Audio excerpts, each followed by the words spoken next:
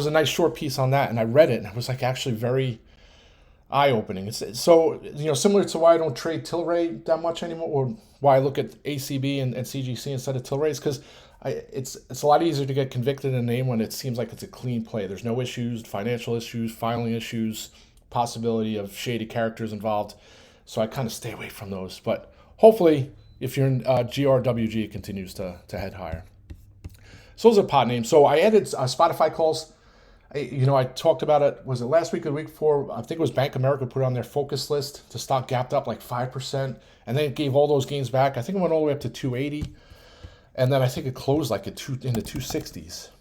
And then it's been churning around here, and similar to what Dell has as on a setup, tight Bollinger Bands. It's been trading around this 275 to 260, 275 range since the start of March. At some point, it's going to break out. I love the Spotify story. They raised prices in France from a tax issue. The Joe Rogan's the leading listened podcast by 3 times. I think he has 15 million listens, comparable to 4 million in person who gets the second most amount of listens on podcast.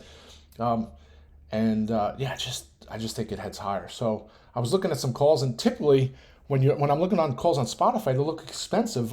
I'm looking at the 280s. I'm like, oh, maybe I'll get to 280s. Then I looked at 285s. I'm like, oh, those look inexpensive on a risk reward basis with 3 days and 45 minutes left in a week. It's not going to take much for it to go. And you know, again, the charts set up nice. It's a great story. At some point, it's going to break up to 290. I've been waiting for that break.